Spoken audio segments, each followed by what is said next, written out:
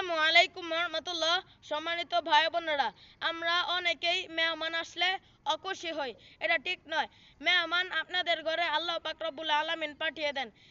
ফেরেশতারা আল্লাহকে জিজ্ঞেস করেন, হে আল্লাহ, তুমি খুশি হলে দুনিয়ার জন্য কি করো? তখন আল্লাহ পাক রব্বুল আলামিন বলেন, আমি খুশি হলে দুনিয়াতে তিনটি জিনিস পাঠাই। প্রথম, কন্যা সন্তান দান করি। দ্বিতীয়, বৃষ্টি বর্ষণ করি। তৃতীয়ত, বাড়িতে মেহমান পাঠাই।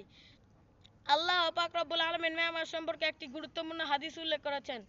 এই গুরুত্বপূর্ণ হাদিসটি হলো লা ইয়াদখুলুল জান্নাতা কাতিউন। হাদিস শরীফের অর্থ, আত্মীয়তা ছিন্ন করে বেহেশতে প্রবেশ করবে না। আর মেহমান আসলে আপনারা অনেক সম্মান করবেন, সেবা করবেন, মনে মনে খুশি হবেন।